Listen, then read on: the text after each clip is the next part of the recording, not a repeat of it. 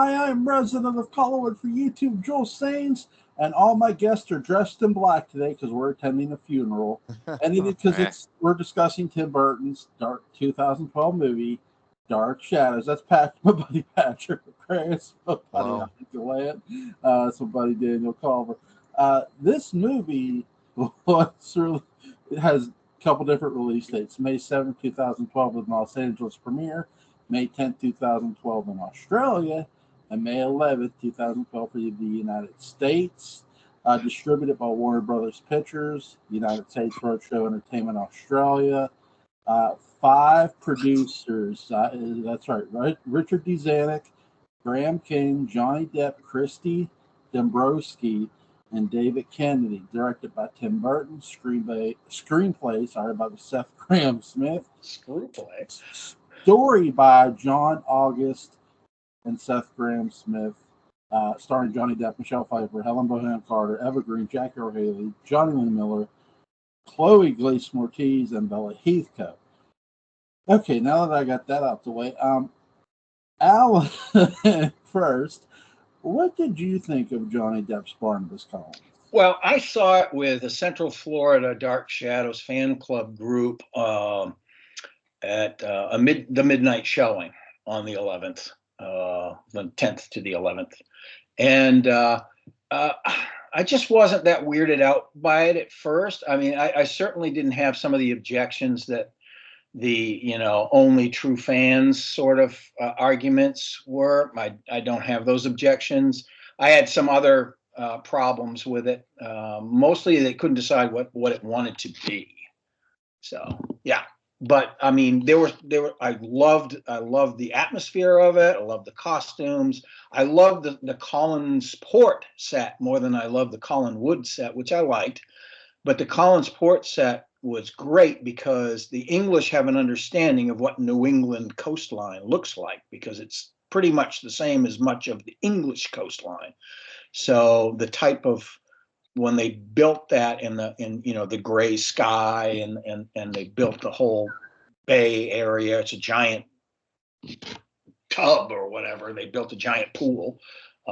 They did a really good job with that. I was impressed by that. And I was also impressed by the first 7 or 8 minutes of it in terms of its tone. I thought, well, maybe this is going to be all right, even after I'd seen the tags, on YouTube and whatnot, which led me to believe it was going to be a screwball comedy of sorts. But so it was mixed for me, for sure. But in terms of my first shot at it, I wanted to enjoy it as much as possible. I didn't want it to turn into vinegar all at once. So yeah. Yeah. Well, what did you think of Johnny Depp's Barnabas? I thought it was in some ways an homage, and in other ways a distortion, a grotesque. There were elements of both of that in there.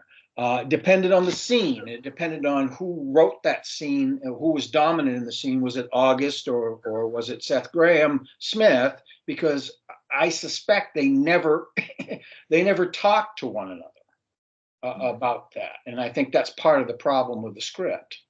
I think that August wrote a treatment that was huge and had a whole bunch of stuff in it.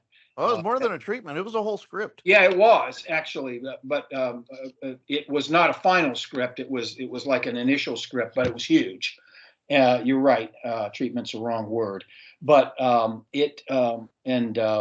Danielle got a hold of a copy, and there's a discussion on one of her Terror at Collinwood episodes about that. Gee, I wonder how. Yeah. I wonder how she got that copy. How she got that? I don't know. Listen to that whole thing. No idea.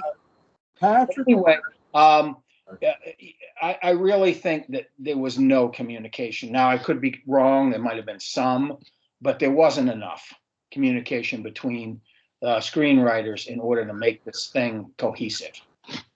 Yeah. Patrick, what did you think of Johnny Depp's Barnabas? It was he was a big stupid head. He was a great big stupid head, and me no like him. It had moments of being sort of interesting. It was far more heightened than Jonathan Frid's Barnabas ever was. Mhm. It was not. It did not echo or remind me of Jonathan Frid really in any way. There was no kind of comical exaggeration of something Frid did. So connecting it to him, that's not going to happen. Did he successfully play a character named Barnabas Collins? Yeah, sure.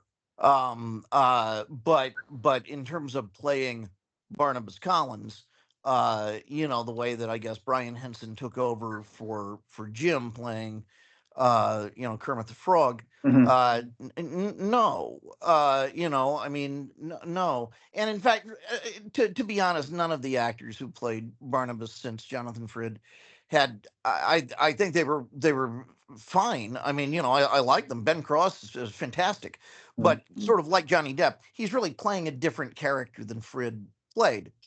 But you're not asking me about that. You're asking me about Johnny Depp. It's a hammy performance that is occasionally endearing because of its obliviousness, like some sort of proud dog that thinks it's incredibly noble while it's just coated in mud. But I think that may be something I'm bringing to it. The whole thing is just a mess. Well, he did get coated in vomit after all. He did. I've never known of 3D to go in the other direction like that. I know. But all seriousness aside, I mean that's a bit harsh. But I guess that depends on how close he was to Helena Bonham Carter and what she'd been drinking that day. Yeah. But be that as it may, and I doubt that it was. I think that I think he is emblematic of the whole movie being a mess. There's Catherine Lee Scott in the book that she wrote with Jim Pearson about Return to Collinwood. Yeah, there's this line, because you could tell that I've never spoken to her about the subject of the movie, but you could tell that I think she was sort of bracing for people to maybe have mixed feelings about it, because there's a story of Johnny Depp meeting Jonathan Frid and Jonathan Frid saying, "Hey, you got a few more points in the hair than I had." And Johnny Depp just kind of mumbling, "Yeah, well, there's some other things that are different too." I was like, yes, Yeah. there were. Yes, there were. Daniel Culver, what did you think of Depp's Barnabas? I think if Johnny Depp played a vampire, like this was an original character, it would have been possibly a good character. I think he did good playing a vampire, but not Barnabas. The whole thing is he said up front, I'm a vampire, I'm Barnabas. It wasn't like, in the show where he said I'm your cousin from England and all this. And also Sure. this Barnabas is Patrick, how Patrick's saying he's stupid. That's actually pretty true, because he didn't seem to understand the concept of a secret. He's all telling, kind of kept telling them 200 years ago and shit like that. And he kept one time he accidentally put his finger in the sun, and then he was in the sun in another part. It's what the hell is this? So is he supposed to be a dimwit in this version? Yeah. I think when everyone associated with the film is acting like a dimwit, how can one really stand out? Yeah, it's true. I think number one, is Johnny Depp trying to play Jonathan Frid's Barnabas? No, he's not. His Barnabas is honest to a fault, and that's sort of what makes this movie, in a weird way, try to be a comedy that's not funny. Like Daniel pointed out, he doesn't understand the concept of a secret. It's because he shakes Elizabeth's hand on the deal to keep not just the money the secret, but his vampirism a secret. He doesn't even attempt to keep his vampirism a secret. The only reason he doesn't tell more people is because they don't directly ask him about it. Like, for example, Vicky Winters slash Maggie Evans, she doesn't ask him if he's a vampire, and why would she? Though she was sent there by Josette's ghost, which I think her character is a really interesting character. Unfortunately, she disappears for the final act of the movie for a good portion, as the John Philip Betancourt pointed several times. Shout out to him. But yeah, I don't think Johnny. Look, just like Ben Cross wasn't playing Jonathan to Barnabas, neither is Johnny Depp. Now this is here's some things about this movie. Number one, this is the first and only Dark Shadows movie that pits Barnabas against Angelique, for better or for worse, and it's definitely for the Yeah, worse. and Joel, what are they fighting over? They're fighting over seeing who can sell more tuna. Yeah, That's I mean, true. that really is the plot of the movie. yeah, yeah. It's the plot of the movie, but I also think too, if this movie here, I got to give Eva Green a lot of credit because her and Michelle Pfeiffer are really the shining points of this movie. Because Eva Green and Michelle Pfeiffer do everything, and it's not hard to steal this movie, but I got to give them credit for stealing this movie. Eva Green as Angelique, they make her too likable. You almost want to root for Angelique until the final act. The final act where she's murdered Barnabas' parents, but after the 200 years someone would pass, she makes fun of him. And it's just like, and he's shouting. I mean, it's just like really, and it is. That's where I want to get you guys' thoughts too. What did you guys think of Eva Green's Angelique / Angie Bouchard? Alan? Well, in this movie, they take the sort of sexual frustration angle to its extreme with Angelique. It's a love mismatch in the original series that goes bad because Barnabas is like, I'm going to marry the plantation owner's daughter, and all of this sort, and I'm going to be in love with her and blah blah blah, and so you've got that, and this is the origin of the curse. In this case, it's like I like Eva Green. I loved her. I literally I'm in love with her. She's a great force of whatever, and she certainly is somebody that you can build a sort of an erotic character around or a sexy character around. But it's weird how it vacillates back and forth. It's her possessiveness, and then they have sex, and it's like, why? Why do they have sex? I don't understand. Is it it's blackmail, I guess, is what they're trying to push. But it's just it's too jaggedly strange. Yeah, Yeah. Sorry to cut you off. I mean, I understand the part about her wanting to get revenge. I really understand that part. They do establish that well at the very beginning of the movie, and I understand his revulsion because of her revenge and how she killed Josette in the first place. I do not understand that scene where they're crawling around the walls and copulating. I do not understand that. Can you imagine how terrified Jonathan Frid's Barnabas would have been if Laura Parker had started acting that way? Yeah. If her Angelique started acting that way, he would have run out of the room. Yes. Oh yeah. Yeah. Willie, you deal with it. Yes. Yeah. To Alan's point about the blackmail, it would have been better. That whole videotape, the cassette tape recorder, whatever they were doing toward the end, had she had used that for blackmail earlier, that would have made more sense instead of doing this sex angle that was like, why? It was an attempt also to not only at prurience, but at humorous prurience, apparently. Yeah. That's true. Sorry. Patrick, what did you think of Eva Green's Angelique? I gotta go. I'll be back. So, yeah, I don't know if I should wait for Jewel to come back. What did I think of her Angelique? When I answer that, I want to start going into some sort of trenchant analysis about the difference of the between the two performances and the implications therein, and so on and so forth. And then I just think, oh God, why bother?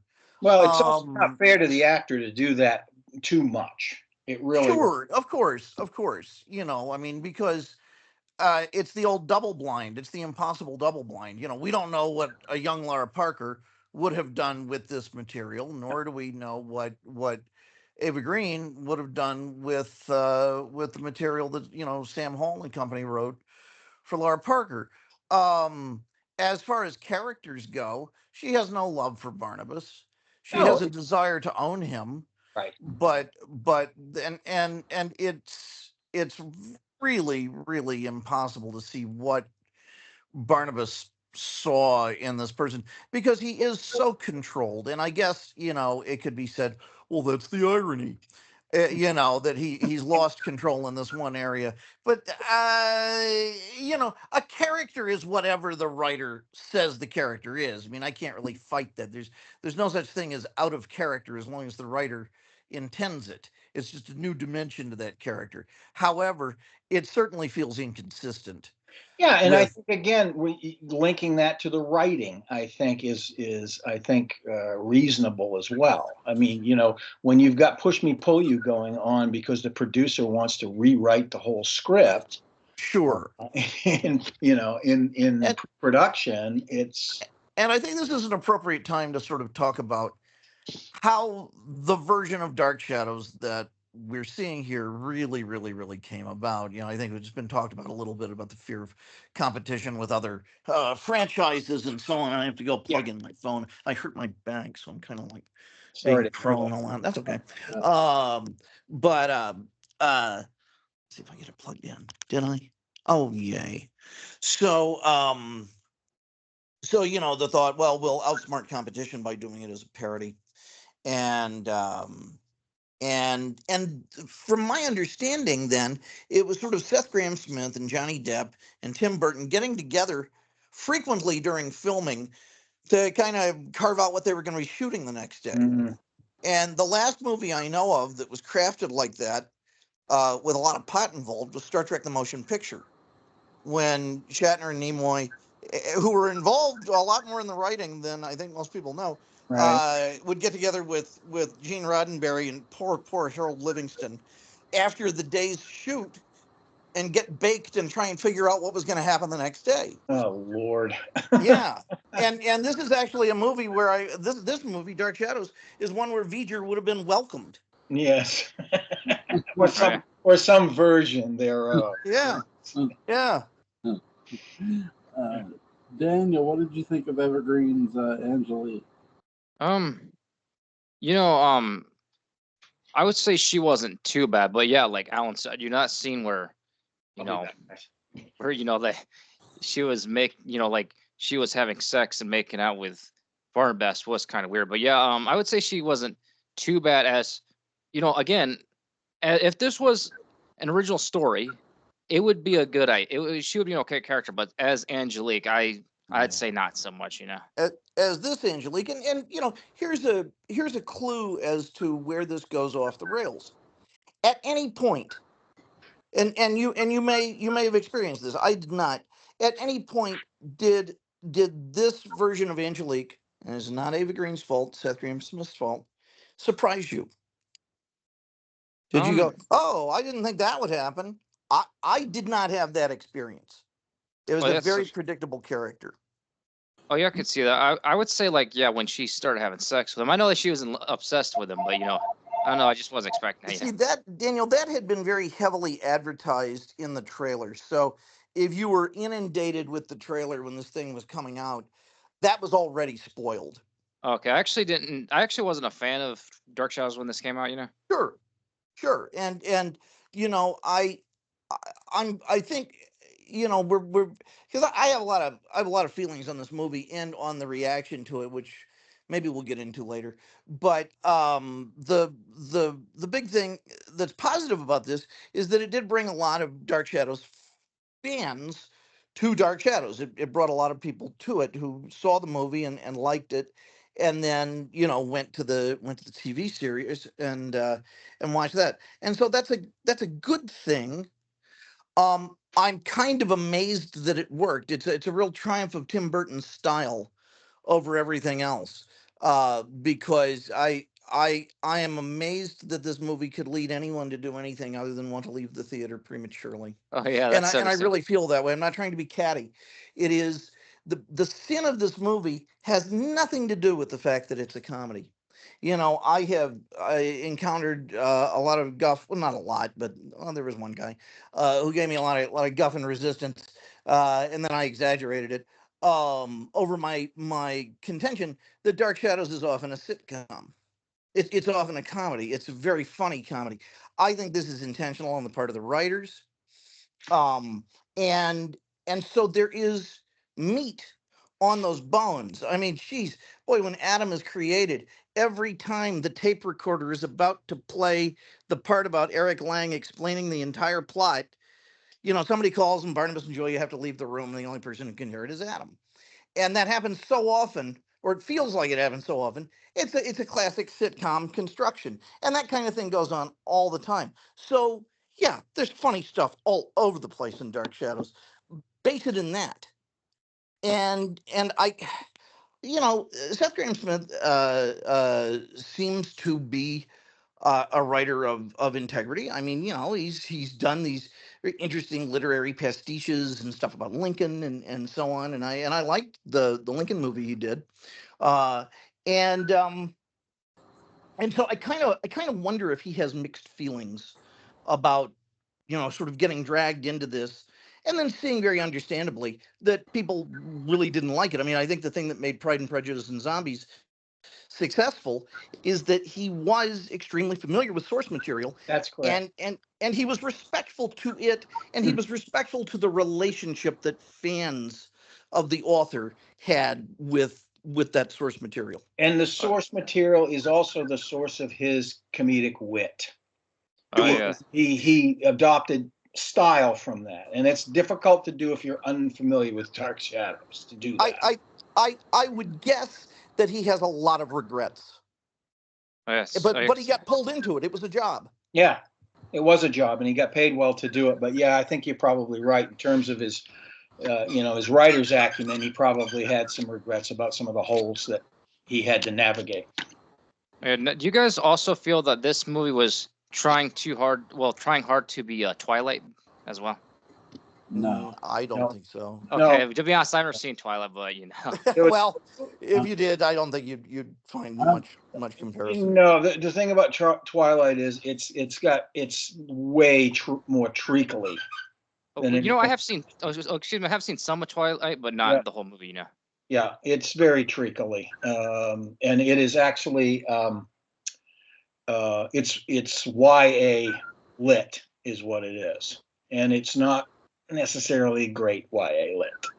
Oh, I see. Yeah. Do you think that could have been a movie that they were trying to compete against, though? Oh, sure. Mm-hmm. I mean, it was in the zeitgeist, definitely. Yeah. True Blood was another one that was in the zeitgeist at that time and was very, very popular. So I think that's why Richard Zanuck wanted to steer away from the more serious treatment.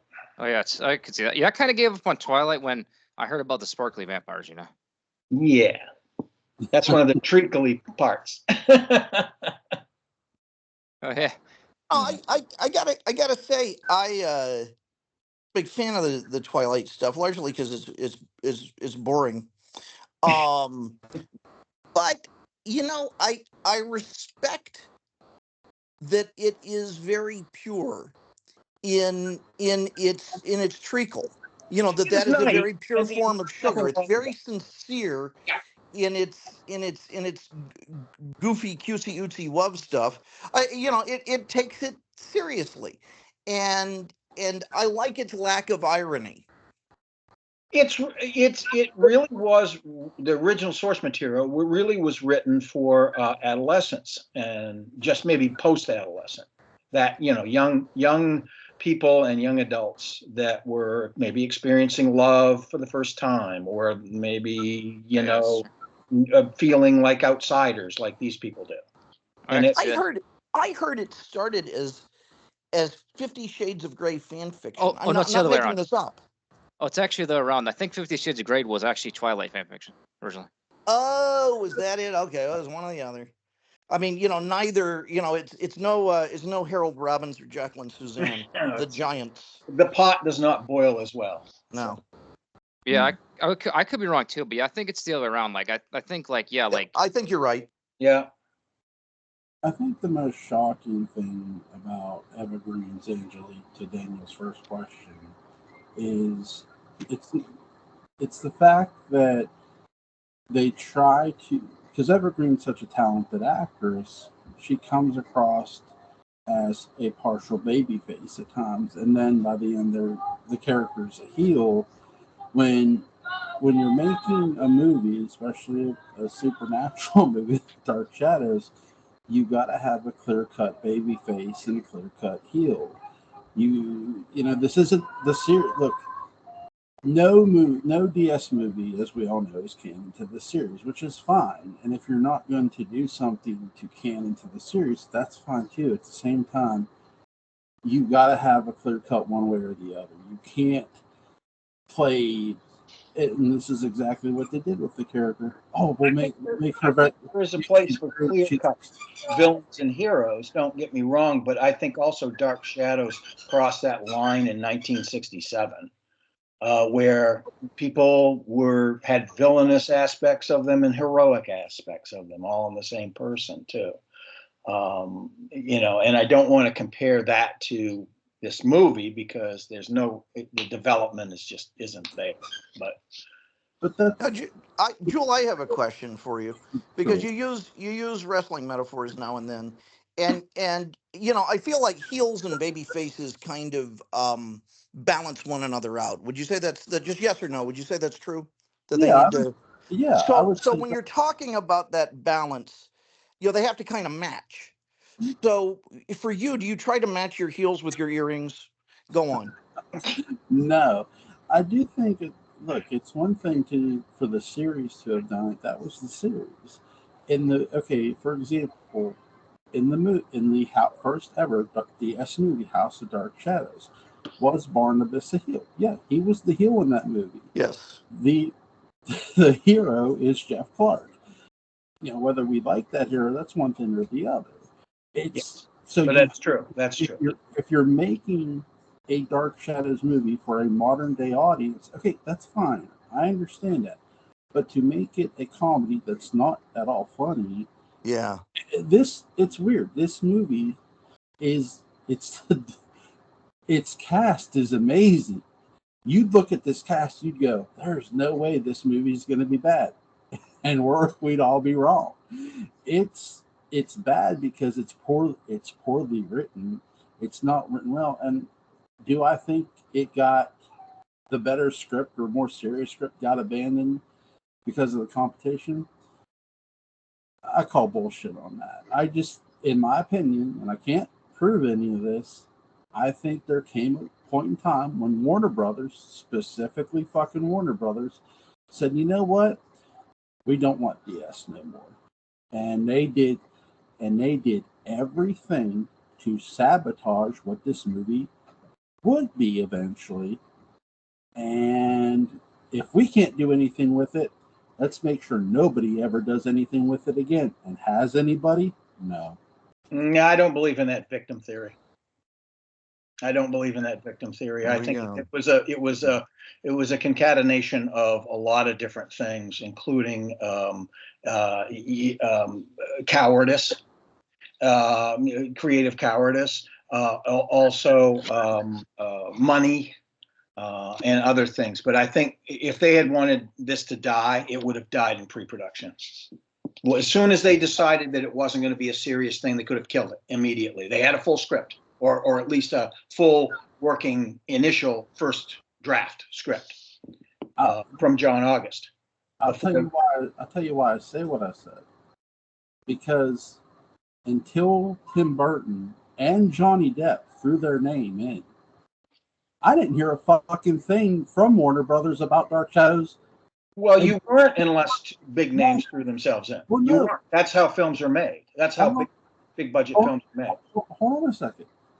The last time I heard anything DS-wise from Warner Brothers, which includes CW, was the 0400 pilot. And the only time I heard anything there was because I watched a television show called Cold Pizza, which at once upon a time was a weekly entertainment sports show that included entertainment like music and television and movies.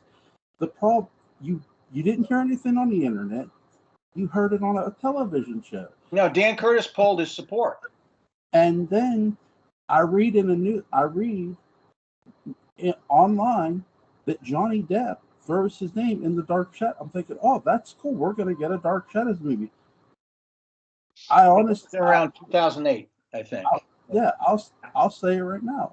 And though I don't like this movie, I think and I'll give Tim Burton and Johnny Depp this: if it weren't for them, you wouldn't have got shit at all. And Again, yet, because of them, we did get shit. Yeah, we did get No, shit. I don't disagree with you. That's how the sausage is made in Hollywood when you're talking about a large budget movie. And this was a big budget movie, 200 plus million. Wow. So you're not going to have you weren't going to have like that unknown cast that you had in the 2004 a pilot in a movie with that kind of budget. Just wasn't going to happen. No. I mean, they had some known people in the 91 because that thing had like $1 million an episode budget, and that's in 91 money. So you had Ben Cross, Chariots of Fire, and you had several other people that were well known, either television or movie people that could. Gene Simmons. Yes, Gene Simmons, that could give some buoyancy to the success of it. And I think that series would have been successful if it weren't for several things. And the Gulf War, although I don't think that would have killed it if it hadn't been for the impatience and the changing of the guard of the executives at NBC. So, you had this. You had to have some kind of cachet in order to justify spending that kind of money. There's another dimension to this that I'd like to touch on, and it's a little, I don't know, dangerous or something maybe, but I feel like it's been finally the statute of limitations is up, and we can talk smack about this movie because there was so much negativity towards it when it came out that I feel like an echelon of good people in the Dark Shadows community kind of had to step forward and say, you know what, on these forums we're just not going to talk badly about it, or if someone says they like it, just leave them alone. And that was good because people should be allowed to have their opinions. And it was, I mean, it's great. Every song is somebody's favorite song. Mm-hmm. And one of the things with the Daybook, although there were parts of the Dark Shadows show that I wasn't crazy about, I that was reflected in the fact that I didn't really write a lot about those pieces, but I didn't go out of my way, I think, to attack them. Right. And because there are people out there who like those sections, and that's wonderful. More stuff for people to like. That's a beautiful world. At the same time, the counter reaction in terms of saying, no, look, don't fight each other, don't go nuts over this, I think led into, and if you look at this like Aristotle would with ethic of virtue, it went in the other direction maybe a little too far. And I don't really know if I think we all sort of felt a little guilty about having an honest discussion about the movie. And not only that, but then this cant started being repeated, which is, guys, it's just a movie, or something like that. And I think that's selling the nature of Dark Shadows and Dark Shadows fans short. I mean, this is a show that requires a lot of people to get into it. I mean, it really, really, really does. It requires a commitment to get into it. It does. It does. It's more than any other show I really know of. I think even more than Doctor Who. This really requires you to set aside a lot of time and endure a lot of monotony and a lot of mockery from people who just don't get it. And so the idea of a masterpiece theater level rendition of this story so that, people might understand what the big deal is. That, we always saw it through Hollywood eyes. We provided the special effects. Sure. We provided the sweeping camera work and the huge orchestra and so on in our hearts and in our minds. The imagination aspect of it was huge. It was. And so for people who get the show, that's already there. But for people who don't get the show, they're not going to hear any of that. They're going to see a tombstone wobble, and that'll be it. So it's kind of a cultural imperative, I think, to be an ambassador. And it failed. And when you were essentially kind of I'll use a term only tongue-in-cheek, oppressed, which I think Dark Shadows fans often are. In the world of fandom, we really are on a very low rung. And so when there is that kind of strata and that kind of oppression, the idea of an ambassador coming along who's gonna say attention must be paid, and to do it correctly means a lot, because people have given their lives to this thing. Yes. Their fan lives to it, and to see it not only turned into a comedy, that's not the problem, turned into an unfunny comedy, in my opinion, where the gags just fall short. No commitment to being a fun comedy. That's the problem. And the result, as Jewel has pointed out, I think, is that certainly it has not helped mainstream culture taking Dark Shadows as an entertainment franchise as seriously as I think a well-executed straight movie would have done. Yes, it's one of the effects. Absolutely. It may not have been an intentional effect by the production company, but it was one of the effects. Yeah. So there you go. That's my 2 cents, and I have long wanted to say that the Dark Shadows movie does matter, and that the pain that it caused a lot of good people in the fan community matters. I mean, I care about that. These are people who often Dark Shadows attracts people who experience a lot of alienation in their lives, because then they watch a show about loneliness and alienation. Right. And then to have the media kind of alienate them further.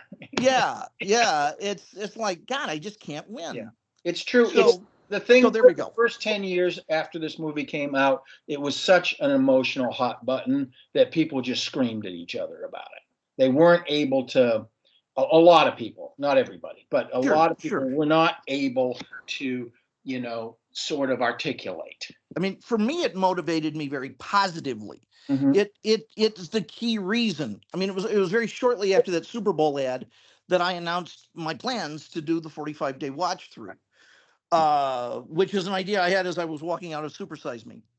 Yeah, it was my Super Size Me. Cool. And so I tried to turn it into something positive, but not everybody has their summers off and is able to do something like that. That's correct. But still, you did, and you did it. So yeah, I was very appreciative of that too, because at that point I was following it pretty closely. Thank you. Your reports on that. So I appreciated that very much. I wanted watching the show to be as arduous and inconvenient as making the show was. So it sort of was. Sure. I was suffering for their art. Sure. Why not? Well, I think you're like a me, creative cosmonaut that wants to explore how they did it. What did it feel like? Yeah. What was the texture of that effort? That kind of thing. So yeah. Yeah, it's too bad this didn't have a reaction that Dragon Ball Evolution did. I know we talked about that movie. We're back to Dragon Ball Evolution. Well, yeah, but here's the thing, though. We just gotta watch it, Daniel. Let's just face it. Let's just watch the damn thing. Well, yeah, it actually had an interesting reply, response. Like, that movie was so bad that it actually made the creator of Akira Toriyama, rest in peace, actually come out of retirement and make Dragon Ball Z Battle of Gods. Rebuttal to the movie. Yeah. So yeah, it's literally so bad that it literally made the creator come out of retirement. Wow. That's true. That's true. All hail Goku. I think the 2004 Dark Shadows pilot was so bad that it made the creator go into retirement. I mean, No, I liked that pilot. I had a good time watching I it. think there And was potential in it, but I think that turn they off the color. Watch it Yeah. in black and white. yeah, so that it doesn't look like Dario Argento on LSD. Yeah, It's a totally different story if you watch it in black and white. yeah. We've talked about the For Honor pilot many times on this channel, and I'll say this: we're judging an unfinished product and an unfinished episode in every way. Correct. I mean, it's not. It has no Dark Shadows music. It had a lot of potential, and that's what I look at it as. Yeah, it's the epitome of a rough cut. That's what it is. To be fair, absolutely. Yeah, it is. It's the red. Yeah, the red is something. It's something else. But there's a lot of good things about it too, for all its craziness. I will say this: Bella Heathcote does do a good job as Victoria Winter as Maggie Evans. What did you guys think of her? She's a fine actress.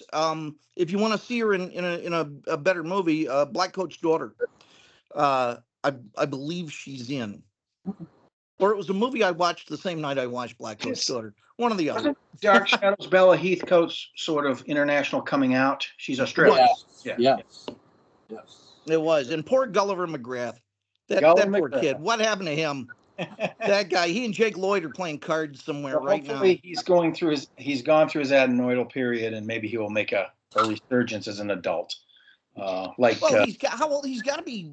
I mean, that movie was 10 years old, so he's 20. I mean, no, the movie's 12 years old. 22. He's 22, 23. Yeah. Yeah.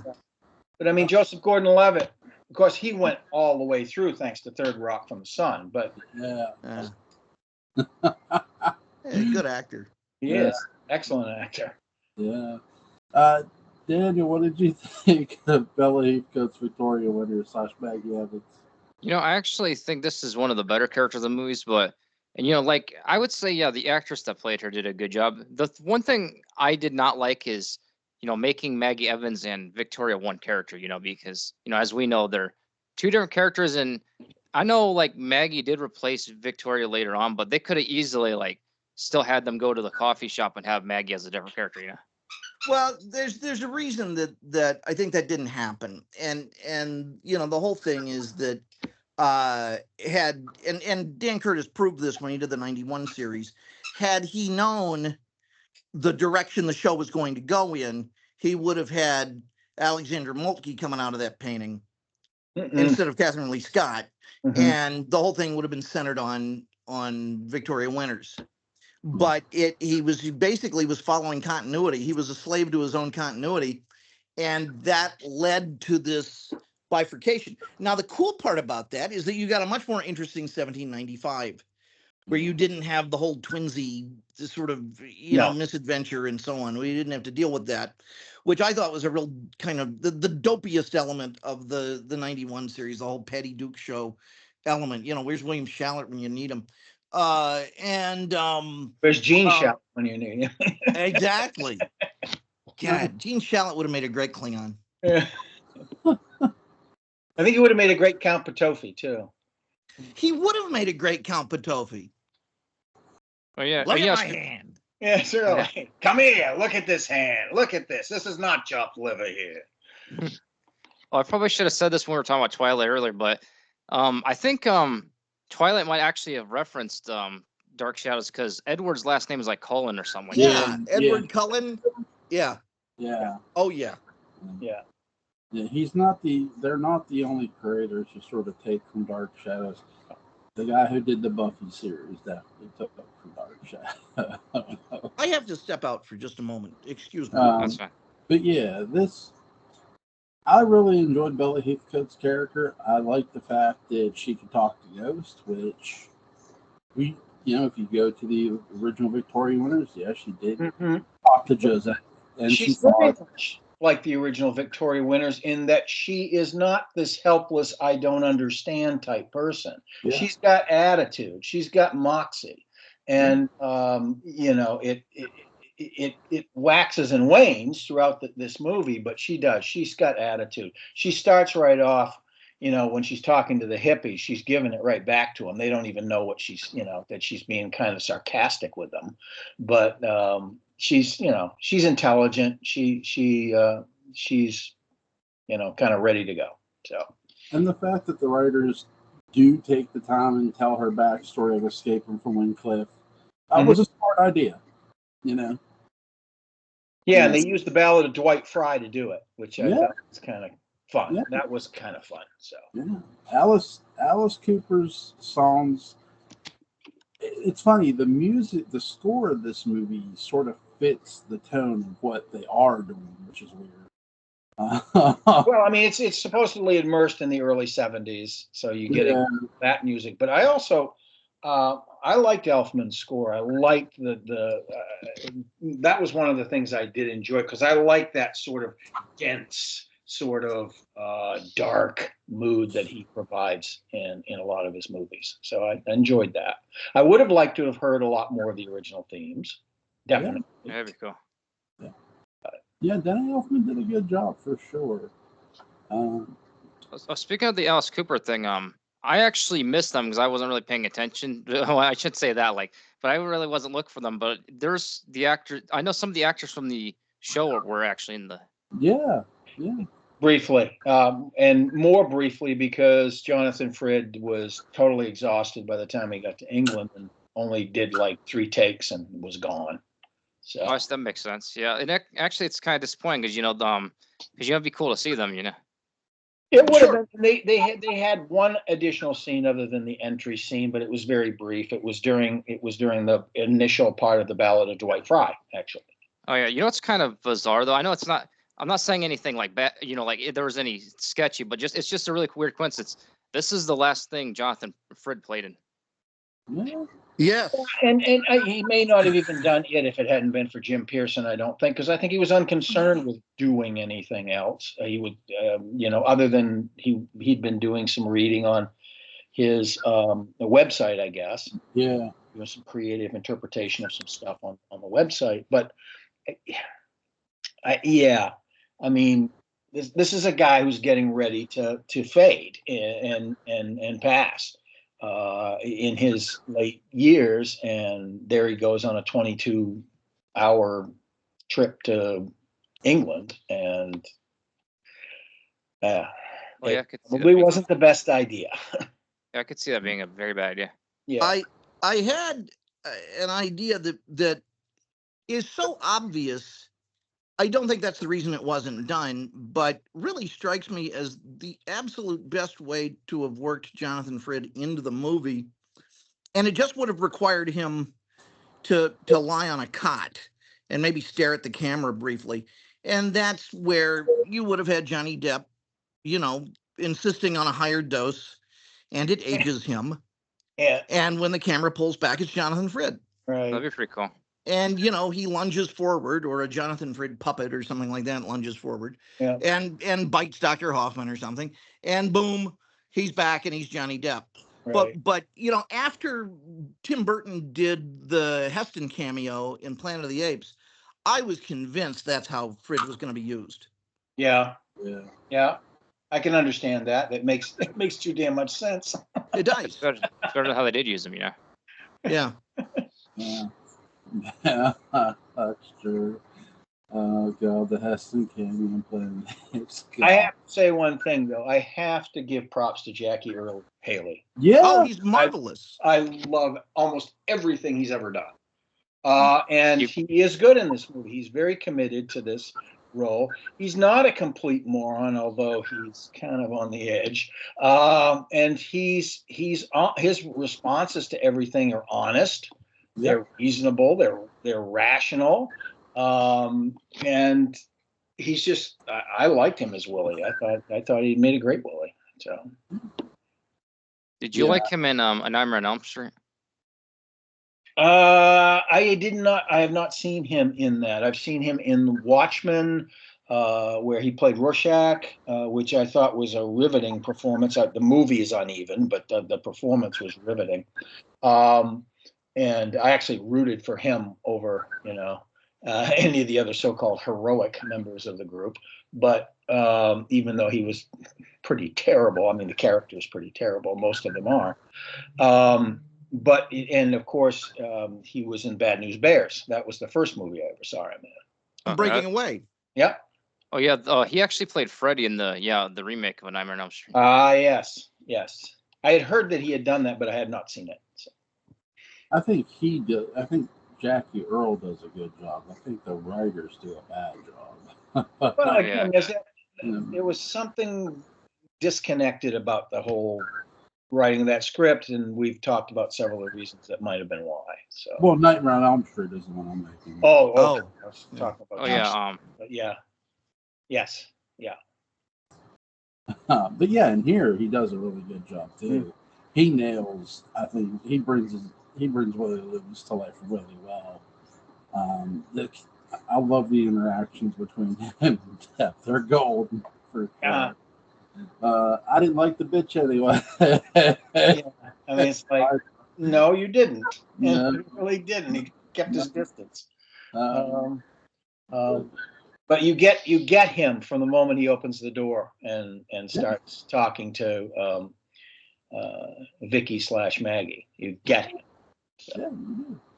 Yeah, I'm not even asking who it's not. There's no point. Is there anything anybody wants to add for the movie before we go? Oh, how'd you guys feel about? Oh, sorry to interrupt you. No, it's okay. What were you gonna say, Dina?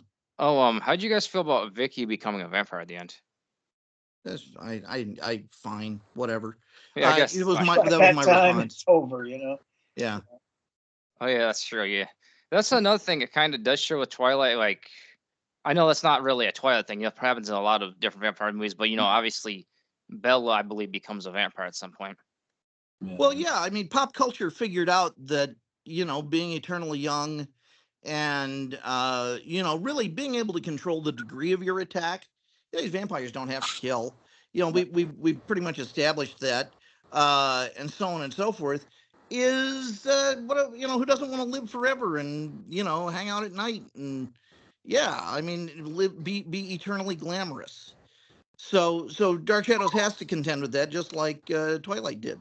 Mm-hmm. Oh, that's true. I was on